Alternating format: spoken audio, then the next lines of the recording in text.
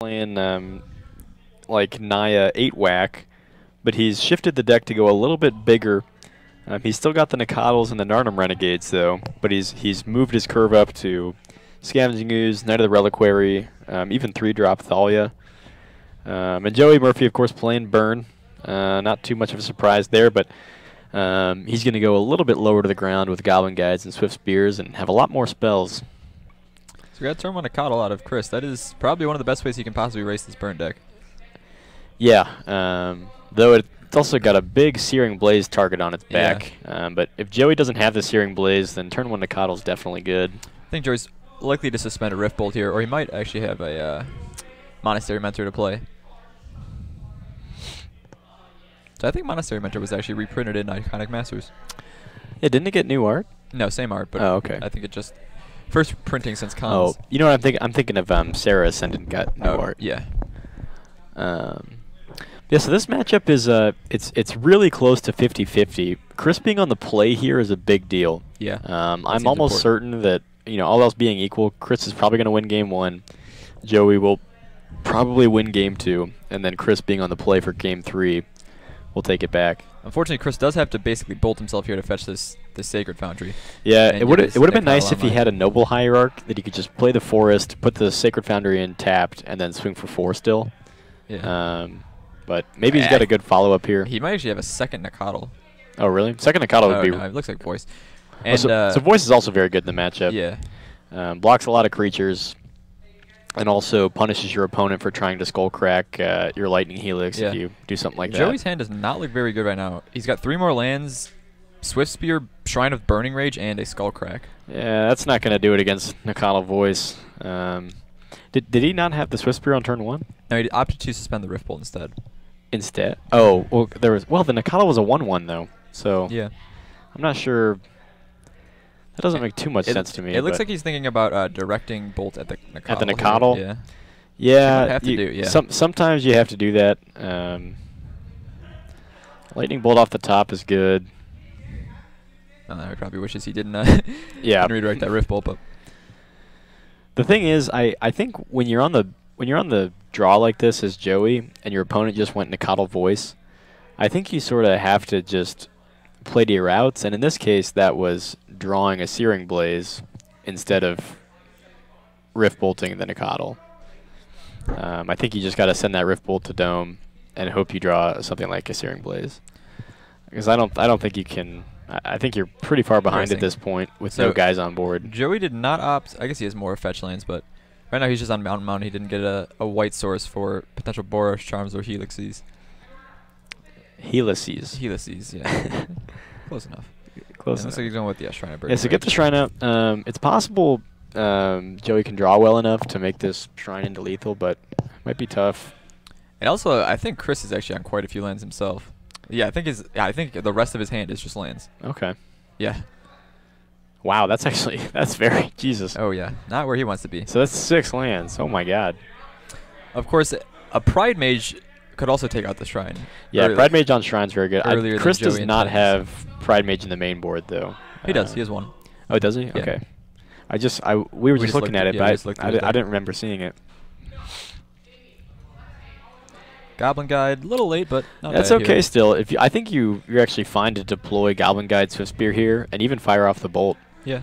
Gosh, it's too bad. I mean, Chris had a great start to be far ahead. Right. Basic Forest into Nicodle into Voice is a good way to win this matchup on the play, but it's got this still scumbag hand. Is not getting the Sacred Foundry. I wonder. He's bound to draw Boros Charm eventually. If he doesn't have any white cards though right now, I mean, I guess he wants to conserve his life. He has 1 more land in hand. I think he has a Bloodstained Mire still. Yeah. Okay. So he can always. I guess. Yeah. And it's not like you ever need more than 1 white. Sure. Yeah, Joey's hand developed much better than Chris's. Yeah, definitely. Basically the opposite. Joey had a few too many lands to start, but he's trying straight action. So I think you've got to just play the Guide and the Swift Spear, fire off the Bolt to get a Prowess trigger here. You could even bolt the Hierarch if you want, but I don't think you need to. The thing is, he doesn't know that his opponent has nothing but lands in hand, so bolting the Hierarch would probably end up being a mistake. In fact, if you're Chris here, it's tough to gauge the clock right now based on what Chris could draw, but Chris might be better off just chump blocking with the Hierarch here. Of course, if you leave the Hierarch alive and you are able to chump block with Voice, your token is bigger. Yeah. But I wonder what we see Joey do with this Bolt. I think it's just fine to go with it to face, given that you have burn spells in hand and you're building up this shrine. He's going to declare attacks first. So trigger on the top of the library. Okay, got a Hierarch. Yeah, that is not very good. Yeah, Chris probably could have or should have played a fetch land, even though you have to pay 1 life to do it. When your opponent has guides, you can have the option of fetching that card away. Sure. Chris has Huntmasters in the main board, so like those are a super live out. Yeah, so it looks like Joey just decided to bolt face there. Chris falls to 10, and the shrine goes up to 4. So I don't even know if Chris can attack anymore.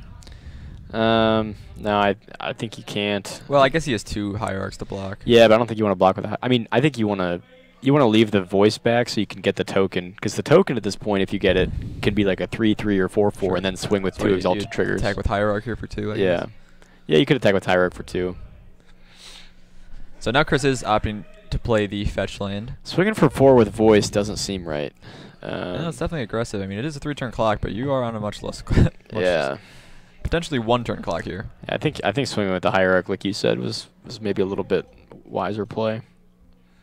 Brand new deck for Chris, though. So, oh God, Lightning Helix. That's game over. Lightning Helix is, after Searing Blaze, Lightning Helix is your worst nightmare in this matchup.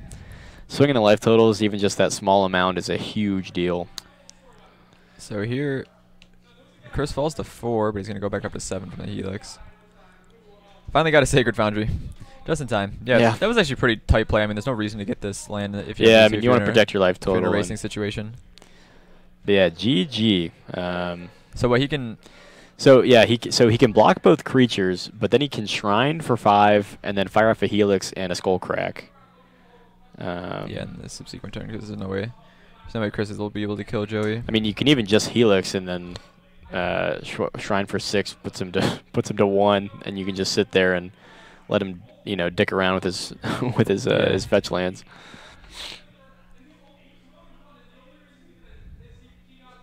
Yes, I mean Chris realistically can't even use his fetch land here. No. So I'm not sure what the holdup is. I think the play is pretty clear. I suppose Chris does have to Joey has to respect like a path. Yeah. But he still has lethal with the cards in his hand and the Shrine. So there's a Goyf.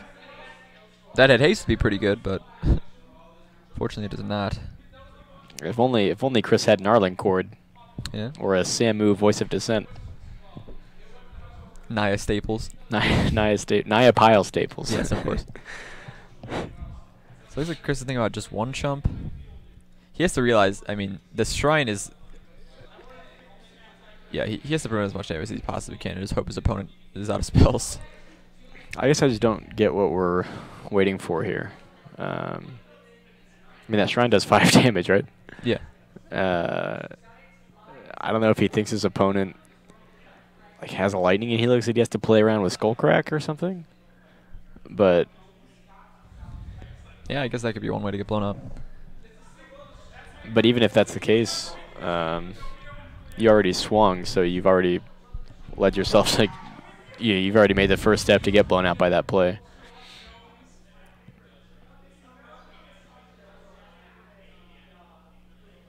So 7 all are the life totals. Shrine up to 6. Shrine goes to 6. Yeah, I mean, Chris is...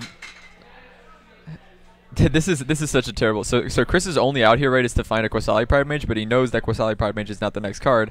However, he can't shuffle it away, because if he does, he just dies to the Shrine. Yeah, so he is dead. Yeah, I still don't understand why we haven't just gone for it, but I guess it doesn't really matter. I mean, it costs 2 or 3 to activate the Shrine. Well, it must cost 3. Oh, maybe that. Well, now I'm confused. I thought the Shrine was free No, to activate. It definitely costs mana to pop it. I thought it was 2 to. Oh, was it 3 to activate? Okay, that makes sense. Yeah, so he's not just literally dead. Well, it's not pear-shaped, it's raptor-shaped. I love that picture. So he has to draw Qasali Pride Mage here to even have a chance. Yeah. or any way to remove that. Thalia, that's not great. A little too late. Thalia could have been pretty good against these. Yeah, Thalia's really good on the play, especially on turn 2. It's okay, now you skull crack, give him a voice trigger. I mean, give him a voice trigger. It doesn't matter. He's dead at the shrine. Opponent just has to activate it. All right, there. Okay. Makes the motion. That'll put away game 1. I don't know why I thought. I guess that would be really good if Shrine were free, because it's Shrine. I thought it cost 2. It cost 3 to activate. Yeah. So Shrine is a 2-drop itself. Yeah. Okay.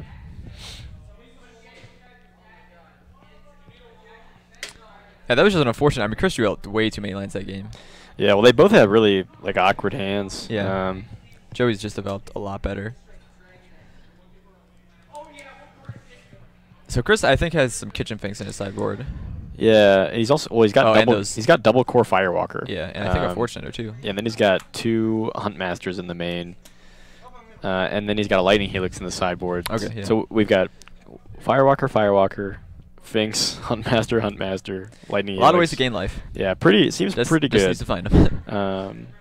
Now, core Firewalker is sometimes kind of a trap because paying double white is not always easy, but in a deck like Chris's, he probably has the basic planes, so it can be okay. Yeah. But if you have to pay like 14 life for your Firewalker, or I'm sorry, if you have to go to 14, like pay 6 life to fetch out 2 for your Firewalker, it's like not worth. Definitely not. But it is nice when it like stonewalls Goblin Guides and stuff, just with the pro red.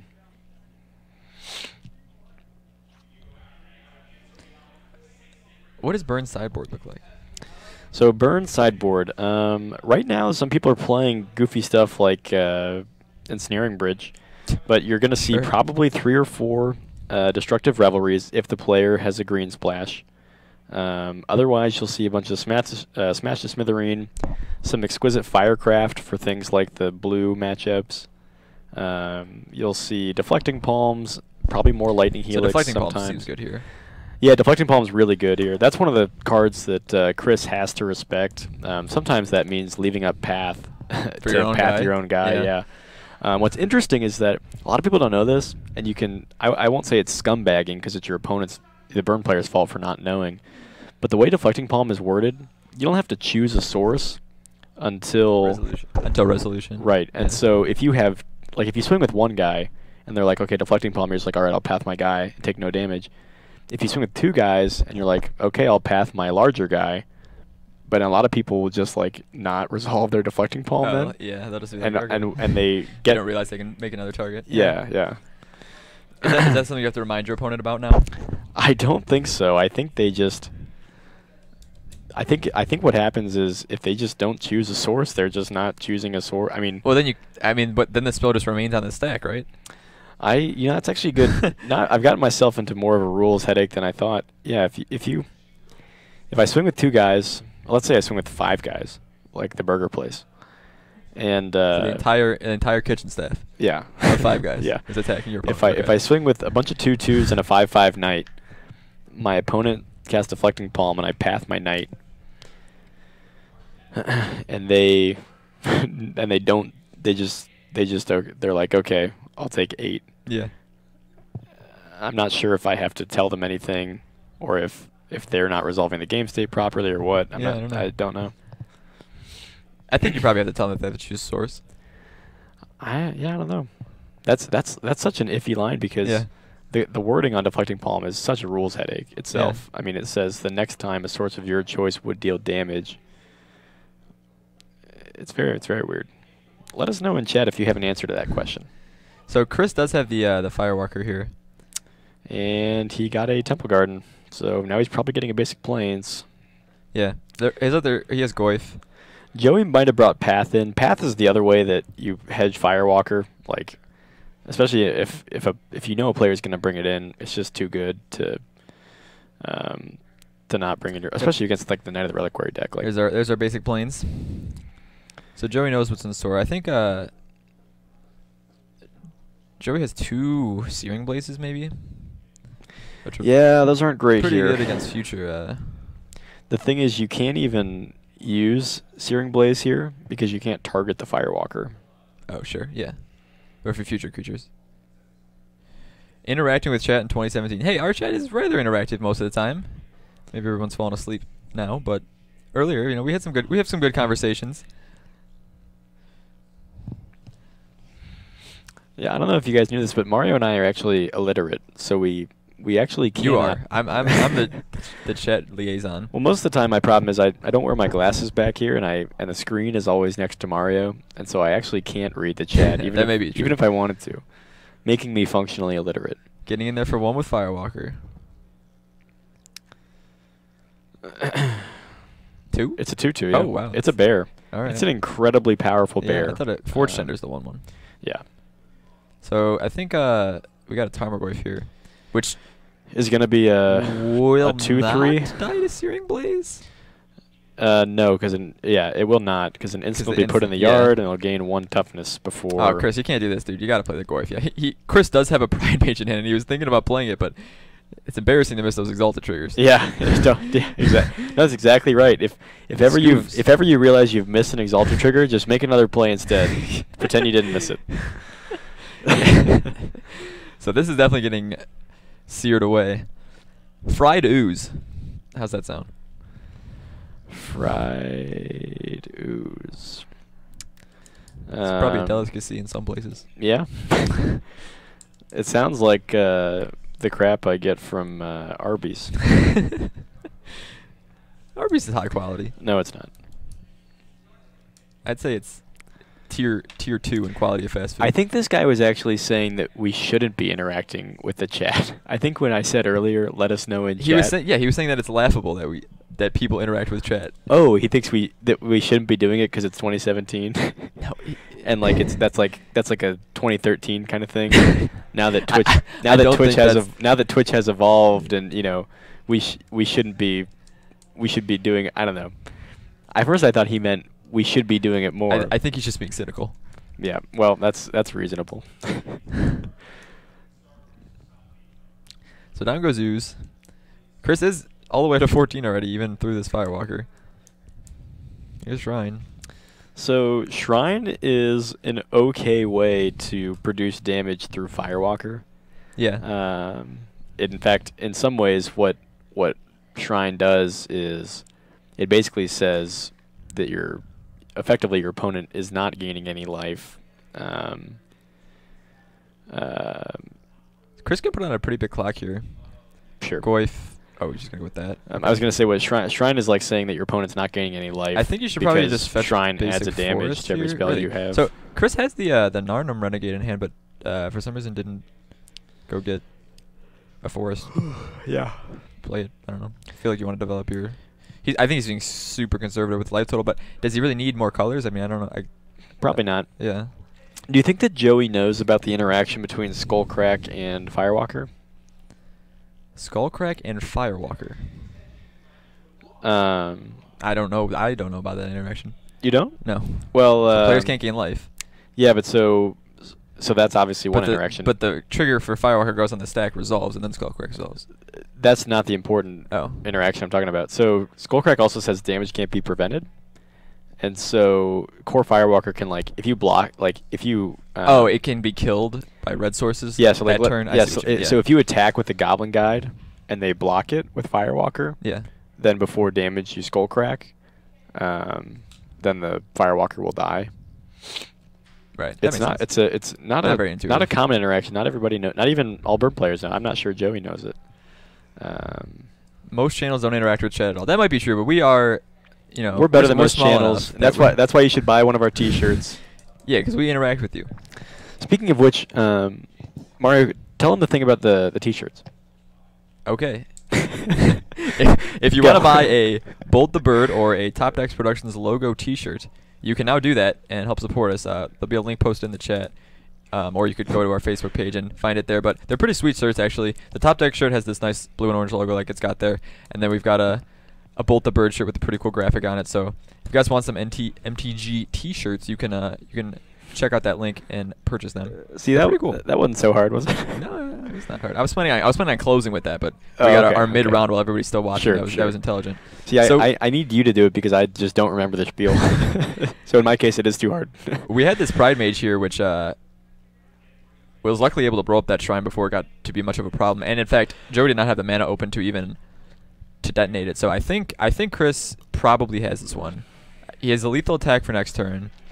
So if we draw a path for Firewalker and a deflecting palm for Knight, we could maybe win, but pretty unlikely. But way they do sell merch, do they sell like God's Church? Not sure I know what that means. I think it's a line from a song maybe. But while they do sell merch, do they sells like God's Church? Yeah, I think it's supposed to rhyme. That might be from like a song. It could be. Let us know in chat if you know that song. Or if you're just being facetious. Did you know that facetious has every vowel in the English language in order? I actually did not know that. That is pretty crazy. Yeah, A-E-I. It's the only word, I believe, that's A-E-I-O-U-S. There are a few words that I believe have all 5 vowels, but in facetious, they are all in alphabetical order. And in fact, if you do facetiously, it even has the Y. Oh, it has the Y. Wow, yeah. That's crazy. Yeah, so the more you know, the more you Kohl's. We were sponsored by Kohl's, by the way. Of course. So, this is a lethal attack. I think Joey has... So he does have the palm. He can choose a Knight, because Knight is a 1, 2, 3, Chris 4, has the 5. path. So Chris is going to path his Knight. Now, Joey, don't remember. don't forget. He's thinking about it. So it's only going to be a 2 damage swing. Yeah, here's the path. Yeah, folks. Like I said, that interaction is key. Oh, it was from a song. Team 10, worst song in the world. So do we think that the band is Team 10 and the song is the worst song in the world, or do we think it's probably just not a very good song? That could be. Okay, so what's happening? So we did path yeah, Knight. you path the Knight, and now Joey is hopefully going to choose another source of damage to prevent. I can't believe this interaction actually. Okay, so like I said, I play this matchup a lot. In fact, in the past 16 months, I played this matchup. I think in my he goes to 3, and here's Helix. Yeah, that puts it away. Unless Joey has another Helix now. So I've been keeping stats on my Naya pile matchups for the past 16 months, and I think I've actually played the Naya burn matchup about 54 times. Wow, that's a lot. Yeah, and I've definitely I have pathed many Knights in response to deflecting palm. Well, in fact, it might happen once every 2 weeks.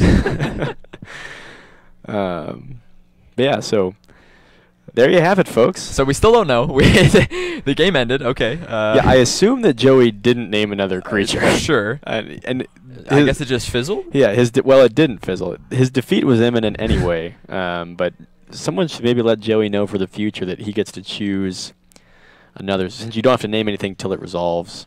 Yeah, but like you can't like so you just break game state essentially by not choosing a target upon resolution of a spell. Well, I don't think there's anything. Here's the thing about it's sort of like Pithy Needle. Pithy Needle, you can name whatever card you want. Right. You can even name a card that's not in play, or a card that doesn't. I don't even think. But you can't name a card that doesn't. So there's a Magic has this terrible. This is interesting if anyone's listening in chat. Magic has this interesting rules problem where the game cannot force you to do anything. Okay.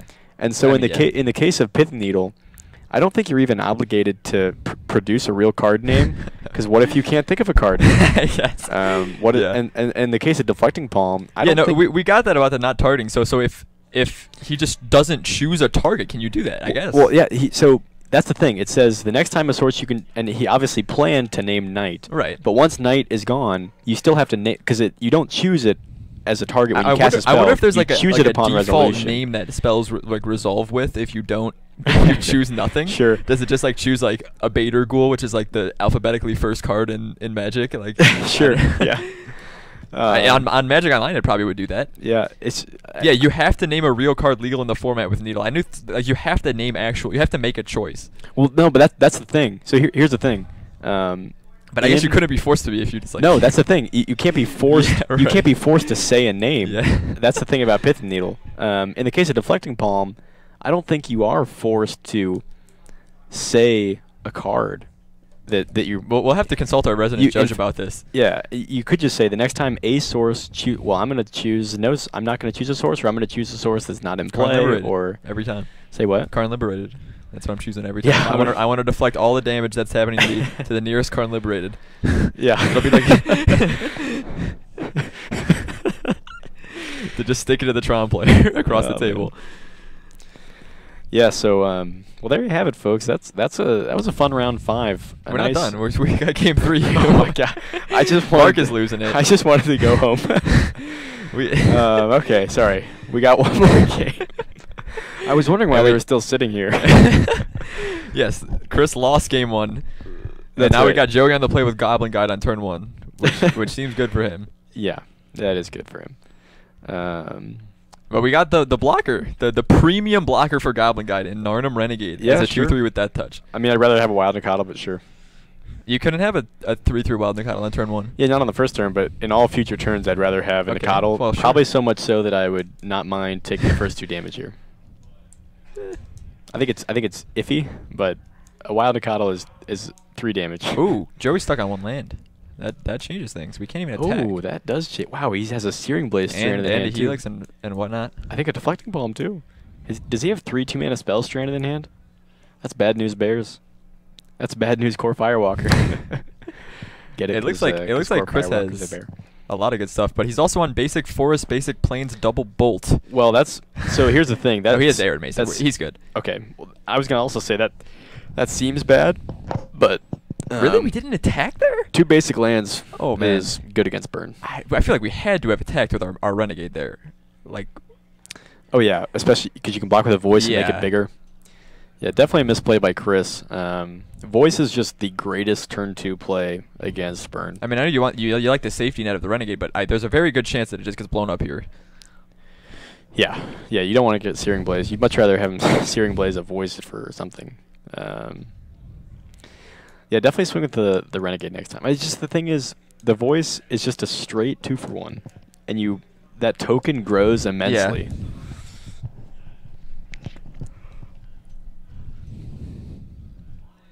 So, likely a Searing Blaze coming down here on the Renegade. That puts Chris to 11. Yeah.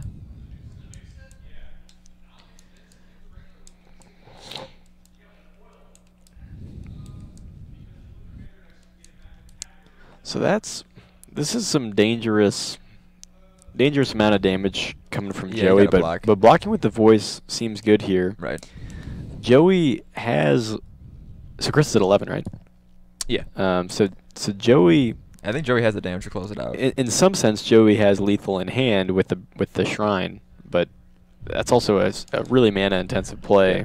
So yeah, he's got 9 damage and a shrine in hand. So I think Chris fetches out basic mountain here, plays Thalia, gets in for 2. Next turn gets in for 5. So I think if he plays Bolts? 3-drop Thalia, I think you just is it 3-drop or 2-drop? 3-drop, yeah. I think if he plays that, you just lose because Joey needs to deploy his threats faster, or he's going to lose to the right, creatures. unless he draws a basic land. Yes, unless he draws a basic mountain, he cannot deploy this hand quickly enough. Alternatively, no, that doesn't seem good. Chris could just play Hierarch here, then attack for 3 with the Elemental, and then Bolt on end step. But that's not. yeah, as good. I like developing. The thing Thalia. is, so if Joey draws a basic mountain and then is able to Searing Blaze the Thalia, that's really good. Right, yeah. But if it's not a basic, Yeah. I think that's well, no, game over. it doesn't matter. Even if it's not a basic, the Searing Blaze with landfall trigger still happens. So you can still just take out the Thalia because it's not. Oh sure, yeah, Right, it doesn't have he's both got a effects Sacred of Foundry and a Thalia. mountain. Yeah. It's not like a super Yeah. Thalia that Well, lands enter tapped. And I was just Yeah, not thinking that he could that he had 3. Wow. What? Fetching the Stomping Ground here? Just to get the bolt? Well, I know he's got 2 bolts in hand. But He's not running basic mountain. I run a basic mountain for this. I run a basic mountain specifically for this matchup. Okay, sure. People ask me why I play it, and I say I play it for burn. This lets him get in there for 4 this turn with the Elemental token, but why? I don't understand why you do that if you have a Birds of Paradise. So I mean, you can deploy 2 bolts in one turn yeah. now. So but next, right? So you next just turn, put yourself so close next to turn death. he can attack for 4 again. That puts him down to 9. I mean, yeah, that's his. That shock fetch. That shock fetch might lose you the game. Yeah. I mean, it is too bad you don't have the basic mountain, but I think either way you didn't need to shock fetch there.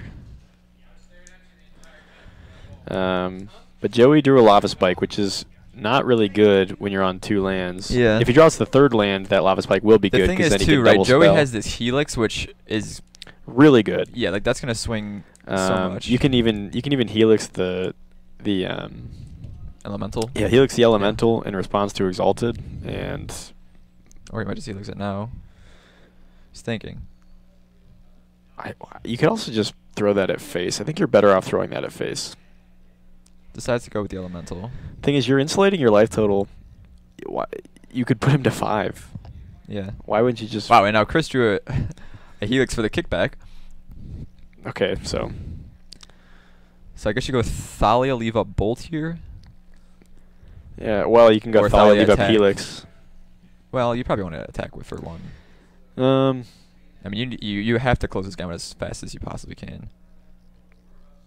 Well, if that's the case, you could leave. Why not leave up Thalia, Bolt, and not Sure. swing? Well, you can. You could leave up. You could do that. Yeah, you could play. Yeah. Yeah. The problem is his creatures are just going to keep getting killed while he's not getting any pressure on Joey's life total. Like he just loses So a threat that each turn. Thalia makes that Arid Mesa super bad. Yeah. But yeah, I guess you play it and Searing Blaze it, right? Yeah. Like you said earlier. So if you bolt the creature that Searing Blaze is targeting, do you still take the damage from it? Yeah, you do. Okay. It's a really unfortunate interaction too. Yeah. And the reason is because Searing Blaze still resolves normally because it still has a legal target. Sure. If it said that creature's controller, Right. but it doesn't, it says target player. Oh, come on. And now we're wasting our Hierarch mana. I feel like you should have probably Helix there.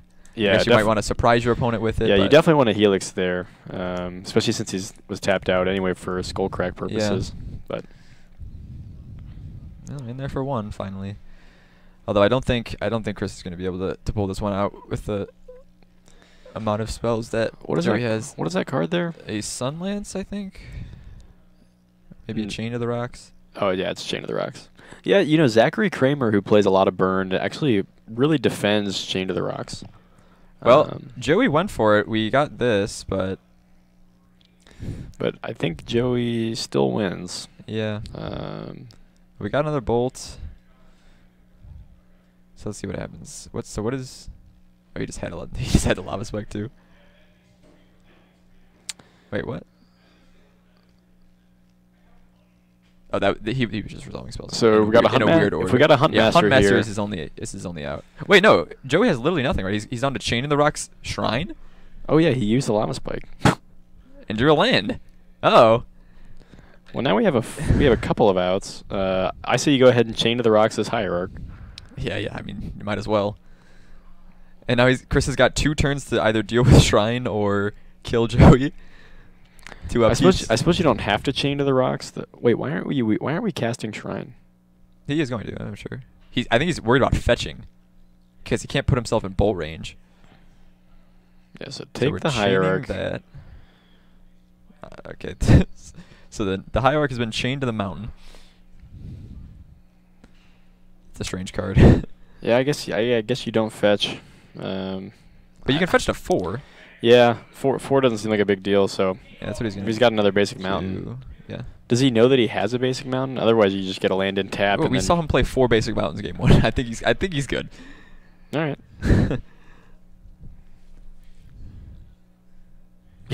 Yeah, I was thinking there might be some in his graveyard, and then I'm like, why would the Burn player have basic mountains in his graveyard? He cast some Thought Scours early. He's playing Bedlam Reveler Burn. You remember those decks when Bedlam Reveler first came out? That's a sweet card. There were straight red ones, and then I blue red guess ones. I guess if Chris's exact 2 cards is Bolt Hierarch or Bolt Qasali Pride Mage, Joey loses here to the Exalted Trigger from the birds and. Are we sure that these life totals are correct? Yeah. No, they're keeping track themselves. Yeah, though. I mean, I know that Joey failed to adequately deal with. All right, so it's a Lightning spell Helix here. with Skullcrack, but it's a land. It's a land. So Chris has a turn, but he's got to draw a life gain or an out. So it's an Inspiring Advantage, right? So I would just leave that in your hand.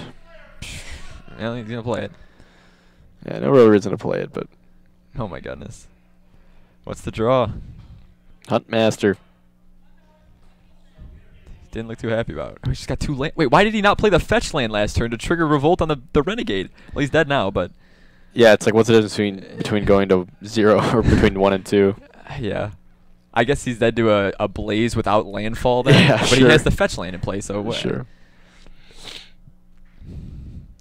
All right. Well. He even he drew deflecting palm. So. Yeah. Chris is going with the slow roll fetch and response. This is the end. Oh, yep. Oh, there's the Blessed Man, Alliance. that would have been good. Well. All right, well, a real close game. That was Really enjoyable. squeaking it out. The Shrine. So Shrine is like it used to be played in Burn like a long time ago, but people have been playing it recently after a long drought. I hadn't seen the card in years. I don't know how I feel about it. I think it's got inevitability, but it's not. It doesn't have speed, and it definitely gives your opponent something to play around. Yeah. Which sometimes low interaction. Oh, we saw it was kind of bad in game 2 that we saw it just got blown up and didn't do anything, but it can be really strong. Yeah. All right, well, that is going to do it for tonight. That was our 5th and final round. Joey taking the nice 5-0 here with Burn. Yeah.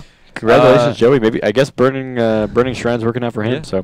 So a few announcements before we go. Another reminder about those T-shirts. If you want to support the channel, hopefully we can get a link posted to where you can purchase those. We got both the Bird T-shirt and a Top Deck Productions logo T-shirt. And soon we're gonna have a Walk the Walk T-shirt for maybe a Push the Druid shirt if you want it. Walk the Walk, by the way, is for when you walk the plank, your opponent's walking ballista. In standard, yeah. And then standard classic play. Then in response, they shoot you in the face. That's the best part.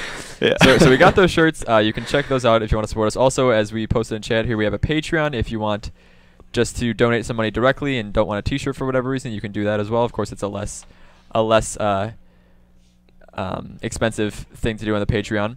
Additionally, if you want some more content, we have a YouTube page that you can go to and see any replays of the stream. We also have some new content there, including deck techs, player interviews, and additionally some feature match type of stuff. So if you want to see that content there, you can look at that. And then finally, go ahead. Sorry. We now have some new content on our website, so topdeckproductions.com.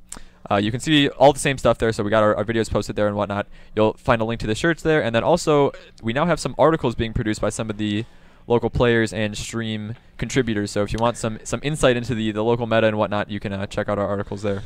Yeah. The one thing I was going to add is one cool thing we've got. I think a lot of you may have tuned in or saw, but the Metagame Gurus event we hosted recently with Team Metagame Gurus is online on YouTube, and it's actually really cool. I actually didn't know this. Jim Davis is now ranked number 2 on the Star City Games leaderboard. Yeah. So you can watch some pretty big names playing at our store locally, having fun with some other players in the Metagame Gurus event. So check that out. It's pretty cool.